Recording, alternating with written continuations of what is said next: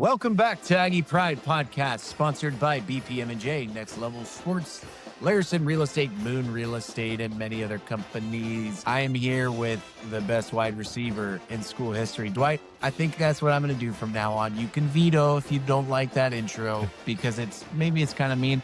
And here with one of the best DNs in school history, Nick the King of the Causeway. Hey, what's up, guys? What's up, y'all? Hey, I'm in. I gotta say, I'm just incredibly jealous that I couldn't be on the post game. I thought that was the most incredible video, and I think a lot of validation. And I'll try to be as concise as possible. As I texted this to Dwight. I mean, we're all wearing these incredible hats and talking about Aggie Pride, and that's something that we all know. And I think it was the small culture, but the fact that you guys have pushed this out, and I'm walking through the stadium, and guys are wearing the shirts. And it just feels like that community is you've really cultivated. And I'm just so proud and honestly thankful that you guys created something. And I feel like that was all culmination to be on the field. And I'm getting juiced just talking about it. So I wanted to hear you guys, now that you've had a couple of days to think about it and where you've come from starting last year to this year. So wanted to hear kind of like, what were your thoughts now that you've done it and really gotten to that piece? So I don't know, Brock, tell me about it, man. Well, let me go first here because I got Dwight, a couple things to say. King of the Causeway, you're the man. I know we got to see you for like 2 seconds, so glad that you could be there, but I know you had other stuff going on. I think obviously deeply appreciate, kind of what you shared with me and what you're sharing here. And like I said to you, it's a community thing. That's what's so beautiful about it. But I will say there's a couple things to call out.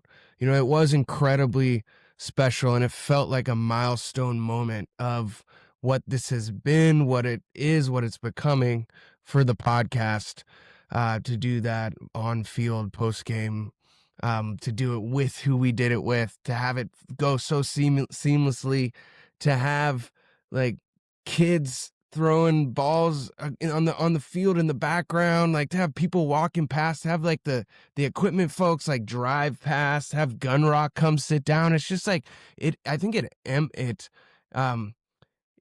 kind of captures exactly what you said about the hats. Like it's all of that, and it's us being on the field that we sweat on, that we bled on, right? Just that doesn't happen without a couple things. One, last week was an incredibly special week, and we've turned the page now. It's time to get our focus off Rhode Island, time to focus on Illinois State. But before we do that with finality, I got to give a lot of props and credit to Brock Galvin for kind of the get up and go, kind of juice. And the fact that conversations with the tailgate king, Dave Holtman, who's the other person I want to shout out and thank, led to just an incredible amount of effort to get the word out about this historic game that we had against Rhode Island. And no, Brock, I'm not going to put you on the spot to talk about all the hours that you put in. But really, like, people got to see and hear all those episodes, and people get to hear and see the podcast every week, week in and week out. And I think it can get missed how much work goes on behind the scenes. And then how this community has come together. Brock, you could talk about the sponsors that made last week possible as well a little bit, but just the work on the ground, and then to have that culminating event on the field, to have Coach Biggs and Coach Smite. I played for Coach Biggs. I coached with Coach Smite, right? Coach Smite coached Mo Mortazavi, who's like my mentor, the reason I ended up playing at Davis. It's just a lot of special things coming together to be sitting on that field. It was an idea we talked about, like playing around of like, what could this be? When we were talking about, are we like on our way to Pat McAfee? Are we trying to set up a college game day thing? Is this Thursday night football vibes, right? Like, it just feels like a moment, and it feels special, and wanted to give you a lot of flowers, Brock, for all that you brought to making last week as successful as it was. Thousands of people listening and interacting with, this journey that UC Davis football is on, and culminating with what I thought was a really awesome interview on the field to capture the post-game thoughts. Yeah, just another, kind of creative thing that we did. I know that Dwight, you talked about it last year. You're like, what if we could do something on the field? And, I don't think it was realistic to do it last year, but this year we made it happen. And, like what an insane week to do everything. Like, I mean, for me personally, like just insane. I will not say what the days look like at all. But that is the fall, really. And so the fall is really like this is this is it feels like almost like being a coach or player again. Just like the season is a season of life, it feels like. And I think for me, I'm driven by motivation and energy, and my nature is like to go balls to the walls, and then like I need to rest, and then balls to the walls, and then I need to rest. And we keep winning, then I'm just gonna keep doing that. And Sunday was like I didn't full Sabbath, but I like half Sabbathed. And I listened to that podcast probably like 2.5 times, because it was just so good. Like, how can you not love Coach Biggs? How can you not love Steve Smite's voice? It came across great on that mic. Danny Alfaro, like we know, like we only missed Nick, and then Dwight, like being the guy with Gunrock at the end of the freaking reel where he's like, let's go. I mean, Dwight was on one on Saturday. He was so happy and joyful. He found joy. And I think that is just like, a lot of the times during a game, I don't want to stand on the concourse and like chop it up with people. Like I kind of want to like be on the field and watch the game, or be in the press box and have it be quiet. And Kayla and I escaped there during some of the game, or I want to be in the end zone with the kids. And it's like, I see why people do that though, because third, fourth quarter, Kaylin's like, my feet hurt. I'm just gonna go sit by myself. I'm like, no, no, no, don't go sit by yourself. She's like, no, I will be so happy sitting by myself. And so I just come up there with you guys, and it is just a scene of all the real diehard supporters. They're all right there. They're all fired up. The high fives make your hands sting afterwards. And I just think like Liam is a senior on the Aggie Rally Committee, which was started this year.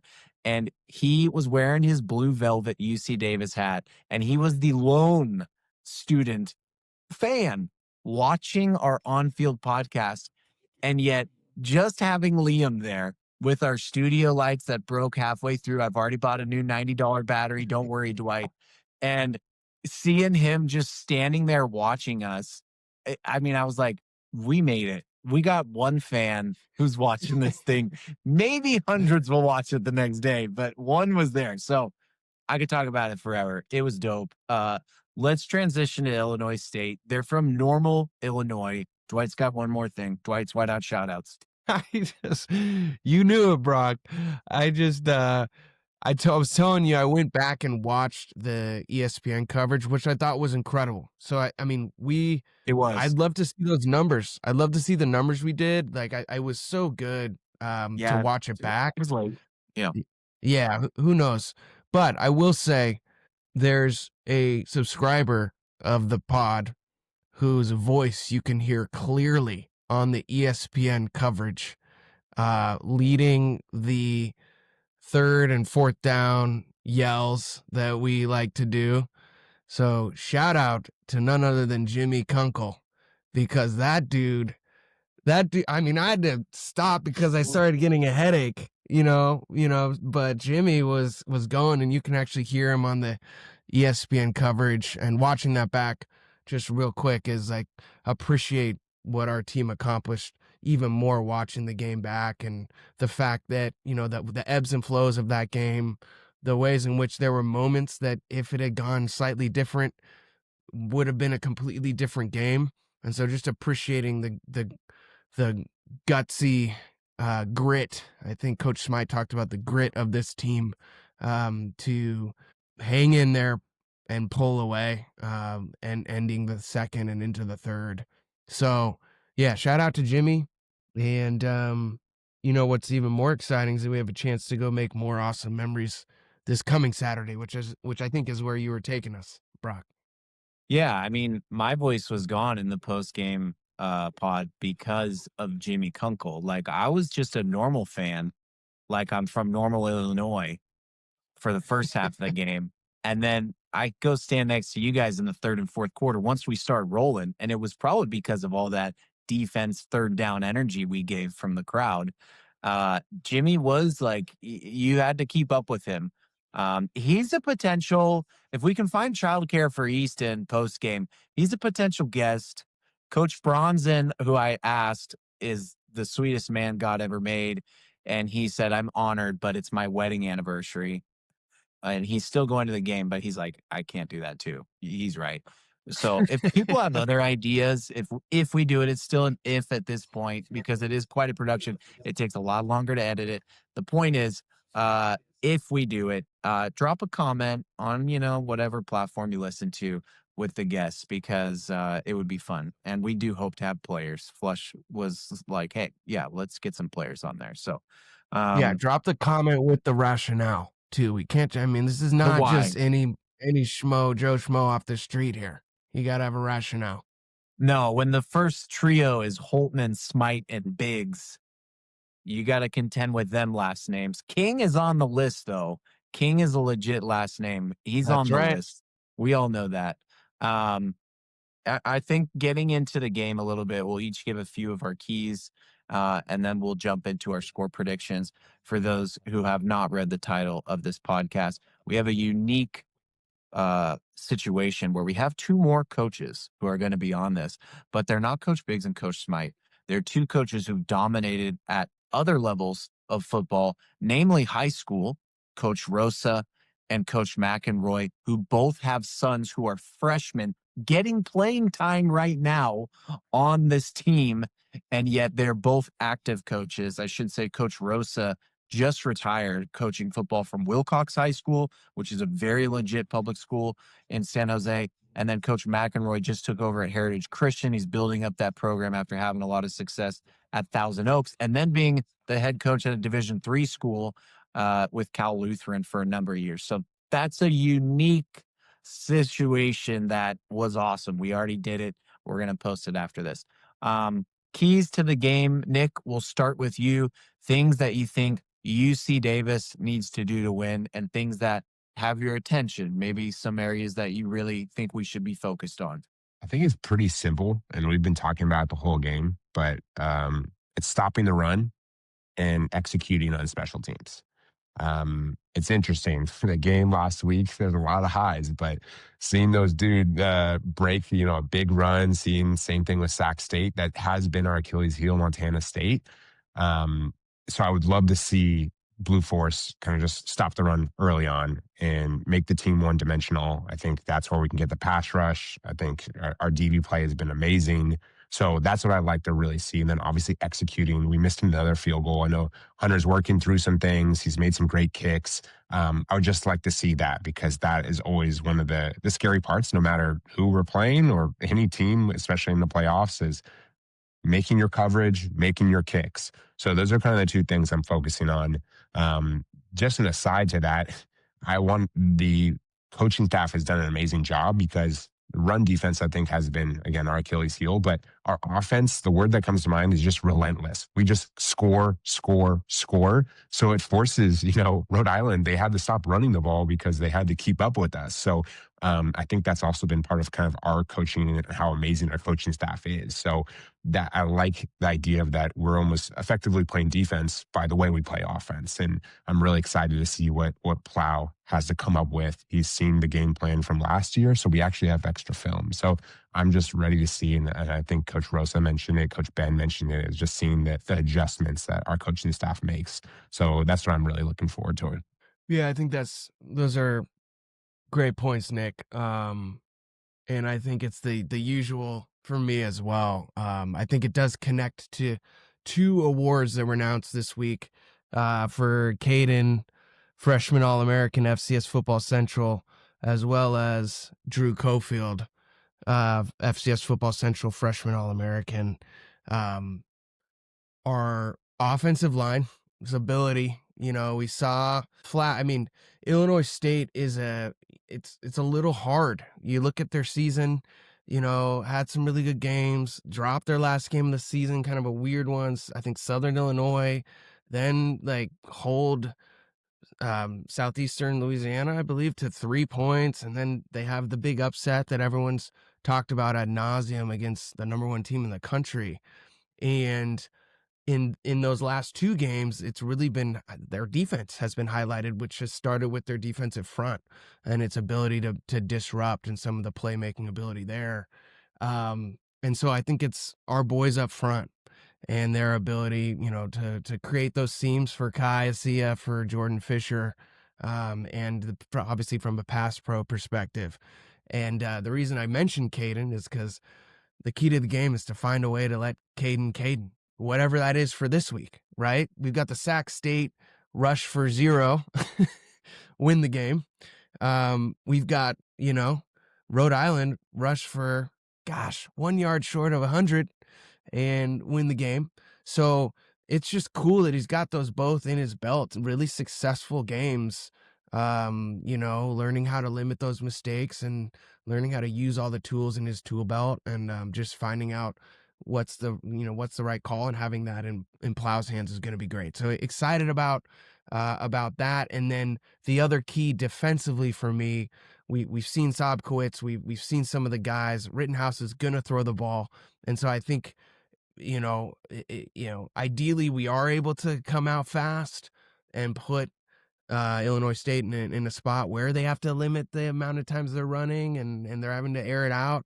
So I think it's going to come down to Richardson, Cofield, Jaden Stanley, the linebacking core getting up and tip. A bunch of those picks last week were tipped passes. So getting our hands up in the passing lanes and just taking advantage, forcing some turnovers. I think the secondary and our ability to defend the pass, in addition to what you said, Nick, is going to be huge. But all the confidence in the world, and our boys are playing inspired football right now. So excited for the tilt on Saturday. Brock, can I just add one quick thing? I know we covered it. Dwight, I think you mentioned Ty Richardson. I think his kind of rise has been a huge key to the defense in the second half. So I just wanted to give a special shout out to him, because I think Drew has locked down one half of the field. So I think guys have been going after Ty, but he's been just as good. So that's something that just stood out in the last couple of games, and haven't been on the pod. So I just wanted to voice that to share that. Sorry, Rob. Yeah, I mean, they said that on the ESPN coverage. They were talking about him on ESPN. I mean, they said, according to the coaches, if not our best corner, one of our best corners. So yeah, keep it up. Yeah, there's a lot that makes up a game, and I will hear from Coach McEnroy, because we do not ask Rosa or McEnroy to give a score prediction. We would not put them in that position. Don't worry, fans. But he said, I'm not a prediction guy. And believe it or not, I only do the score predictions on this because I'm like, people like score predictions, especially fans. I'm not a score prediction guy either, because you can't predict life. You can't predict what's going to happen in a minute. My friggin' parents' attic caught on fire on Saturday night during the game with our boys in the house and my brother's son in the house. It's that the house that I was raised in, that my dad was raised in, and now my kids are sleeping over there at night while we have this great time, and we're on the field doing our post game at 10:30, and I find out the freaking attic's on fire. We don't know what's going to happen in life. This team is so topsy-turvy, Illinois State I'm talking about. They are getting destroyed in week 12. Hold on, Brock. You gotta finish that damn story. Yeah, so the house burned down. And no. Come on, man. No, golly. Guys, my dad was a volunteer firefighter, okay? He's got 15 years of experience. He started the 4th of July pancake breakfast that the Contra Costa Fire Department started putting on. Don't doubt the man. He's going to be there on Saturday. Attaboy, Ruff. Yeah, he won't even brush his hair or wash his hands on Saturday. He's just going to be there. And he's not going to want to sit in the grass because it hurts his back. So we're going to sneak into the seat back section, not the real chairs, just the bench with the seat back section. Keys to the game. Turnovers. Doesn't matter that they had 5 turnovers, 5 interceptions against North Dakota State and still won the game. That's an anomaly, people. That is not a formula. And so turnovers are going to be really important. We can't commit them, and we need to force them. We only had 1 interception from Caden last week. I think I said at Sac State week, I was like, he can have 1 turnover, not 2. Well, he did have 2 that game, and we still overcame it. They weren't interceptions, though. They were fumbles. Fumbles hurt less. I don't know. Do you feel that way? Fumbles kind of hurt less as a fan. I'm like, well, the other big factor, injuries. Is Carter Vargas going to play? Dear God, inject Carter Vargas into my freaking veins. I want to see that guy stiff a dude. I want to see the balance. I want to see him out of the backfield. Oh my gosh. Put that weapon on the field. Good luck. A Redbird is not a bird. No such thing. Jacob Sack-Syke. Jacob Sack-Syke is the reigning second place Big Sky Defensive Player of the Year. Yeah, made that up. He should have been second place. Don't know if they would release the full voting. But Jacob Sack-Syke came off the field. I think he's going to still be able to make an impact. Schemed up plays versus extending plays. Last year, I believe because of the style of play, we needed Plow to be a wizard every moment. He had to scheme them up. I think this year it's the combination of schemed up plays and extended plays by Caden. Caden had some crazy elusiveness last game in escaping the pocket, like ducking down, spinning back, like reminds me of the Michael Vick spin in the 2000 Sugar Bowl when the Virginia Tech Hokies pre-James Franklin era last went to the national championship. Do we remember Mike Vick spinning to his insane? Caden had something like that. Mentality. Illinois State has been on the road 5 of their last 6 weeks. I'm tired thinking about that. And so I think that the amount of energy it takes to take your finals in Normal, Illinois at a mediocre academic school and then fly over to Davis to the Ivy of the West and have to play in a hostile environment of 6,200 people and 143 students. Who knows, man? We have no idea. They're all going to be listening to the radio for like an hour on their way back down to LA. I'm done. I'm on one right now. It's getting late. And I would just say there was a stat during the ESPN contest that I agreed with you, Dwight. I loved being able to go back and watch it. Like high quality cameras. Caitlin's like, wow, this looks so good. Like, yeah, this is HD. And they said like, we have not had a 1,000 yard rusher and a 1,000 yard receiver in the last however many years. And I do think like I put out a poll. Why did we win last week? Caden Pinnock, Blue Force, Playmakers, something else I forgot about. And Playmakers did not get a lot of shine on that poll, and 1 trillion people voted. Thank God.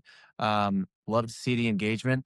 But the Playmakers are the sneaky aspect of this team that we forget about.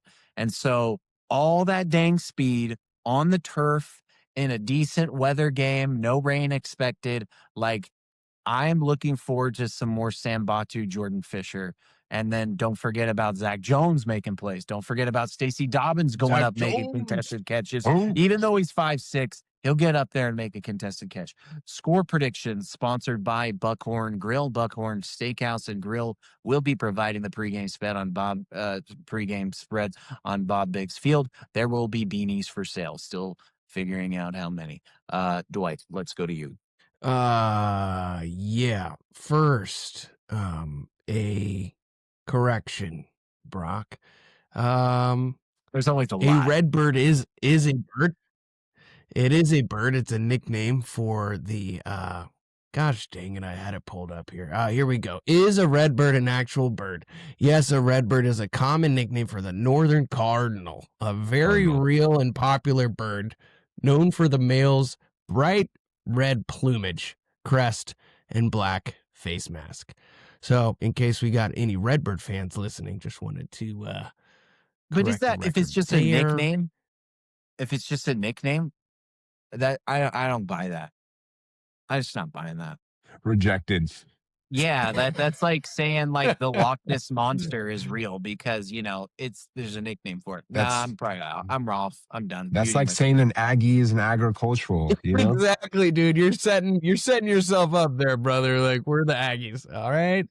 The other thing I want to say real quick before the score prediction is a dude who we didn't get to shouting out in the pod after the game. Watching it back, I remember thinking about, oh, this is so sick during the game, is Tyler Hennessy, man. Like, that guy had a really great game. And I don't know if he had been banged up or he was out of the lineup. I mean, there's just a lot of playmakers, so it could be just that the ball hasn't found him. But, I mean, talk about that stable of dudes on offense. Great to see number 13 flying around, making some great catches and just contributing. My score prediction is UC Davis 41, Illinois State 24. We're in the same area, Dwight. UC Davis 31, Illinois State 21.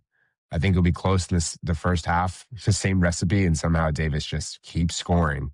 Don't sleep on us. We'll keep scoring. We'll keep throwing bombs. Jordan Fish will keep going after it. We're going to score. Final score from Davis, California. The California Aggies 35. The Illinois State Dirty Birds 20. It's closed. Oh, man. So are we doing prices right, Brock? If I get 1 point extra, you're 1 point less than me? I don't know. I will just say, pod people, I don't know what's going to happen after this because the Paul Rosa track is in the ethers, Dwight. I think you were on to something. That guy's audio came through. I'll cut this all out now. Actually, I'll say one more thing. All right, so stick around. We have a great interview with 1 to 2 coaches who have sons on the team, and looking forward to sharing with you. Shit, let me start again. All right, well, stick around. We have a Take 2. All right, that's it. And action. I'm gonna keep this in. The people need to see how crazy we are. All right, I'm done. Dude, it's the dedication.